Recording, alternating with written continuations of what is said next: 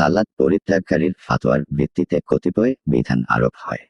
ক সালাত পরিত্যাগকারীর ইহকালীন বিধান, সালাত আদায়কারী মুসলিম নারীর সাথে বেনামাজের বিয়ে দেওয়া না যায়। তার অভিভাবকত্ব বিলুপ্ত, তার জবাহকৃত মাংস খাওয়া না যায়, সে তার কোনো আত্মীয়ের সম্পত্তির অংশ পাবে না। তেমনি তার আত্মীয়গুলো তার থেকে কোনো অংশের অধিকারী হবে না। মারা গেলে তার জানাজা আদায় করা যাবে না, তার ক্ষমা ও করুণার জন্য দোয়া করা যাবে না, মুসলিমদের কবরস্থানে দাফন করা হবে না এবং সে দিনী ভাই হিসেবে গণ্য হবে না, বরং তার থেকে বিমুখ হওয়াও তার সাথে ভ্রাতৃত্ব বন্ধন ছিন্ন করা ওয়াজিব। শাইখ মুহাম্মদ ইবন উসাইমিনের সালাত পরিত্যাগকারীর বিধান নামক রিসালা থেকে সংকলিত। খ সালাত পরিত্যাগকারীর পরকালীন বিধান। ১ বেনামাজিকে কবরে শাস্তি দেওয়া হবে, যেমন সহিহ বুখারীতে নবী সাল্লাল্লাহু আলাইহি ওয়াসাল্লামের এক স্বপ্নের বর্ণনায় রয়েছে। তিনি চিত অবস্থায় শায়িত এক ব্যক্তির নিকট আসলেন।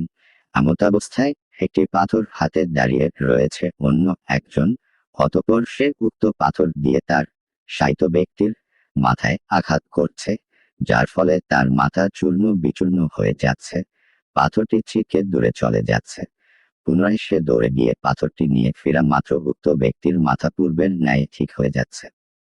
পুনরায় ওই ব্যক্তি আপন স্থানে ফিরে তাকে ওইভাবেই শাস্তি দিচ্ছে যেভাবে প্রথমবার দিয়েছে। নবী সাল্লাল্লাহু আলাইহি ওয়াসাল্লাম যখন ওই ব্যক্তির ব্যাপারে জিজ্ঞাসা করেন তখন দুই ফেরেশতা তাকে অবহিত করেন যে ওই ব্যক্তি যে কোরআন পড়ত কিন্তু তার প্রতি আমল করত না এবং ফরজ সালাত ছেড়ে ঘুমাত। আমার প্রিয় ভাই, দেখুন কত বড় শাস্তি, শুধু এই জন্য যে বেনামাজি ফরজ সালাতকে মাথায় বড় বোঝা মনে করত, তাই মাথায় পাথর মেরে মেরে শাস্তি দেওয়া হচ্ছে। আল্লাহ আমাদেরকে এ থেকে রক্ষা করুন। ২ কিয়ামতের দিন কাফের সর্দার কারণ ফির আউন হামান ও উবাই ইবন খালফের সাথে বেনামাজির হাসর হবে। যেমন হাদিসে এসেছে, যে ব্যক্তি সালাতের হেফাজত করল, সালাত তার জন্য কিয়ামতের দিন জ্যোতি, প্রমাণ ও নাজাতের উসিলা হবে, আর যে সালাতের হেফাজত করল না, তার জন্য সালাত কিয়ামতের দিন জ্যোতি, প্রমাণ ও নাজাতের উসিলা হবে না এবং কারণ ফির আগুন হামান এবং উবাই ইবন খালফের সাথে তার হাসর হবে। মুসনাদে ইমাম আহমদ এ হাদিসকে সালাত পরিত্যাগকারীর কুফরির ব্যাপারে দলিল হিসেবে গ্রহণ করেছেন, কেননা বড় বড় কাফিরদের সাথে বেনামাজির হাসর হওয়ার জন্য তার কুফরি সাব্যস্ত হওয়া চাই। ইবনুল কাইয়্যিম বলেন, এই 4 জনকে বিশেষভাবে জন্য উল্লেখ করা হয়েছে যে তারা কাফিরদের নেতা।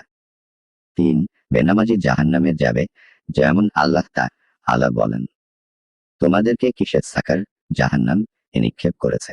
তারা বলবে, আমরা সালাত আদায়কারীদের অন্তর্ভুক্ত ছিলাম না। সূরা আল মুদ্দাসসির আয়াত 42-43। 4 বেনামাজি স্বীয় পরিবার এবং ধন সম্পদ নষ্ট করে দেওয়ার চেয়েও অধিক ক্ষতিগ্রস্ত।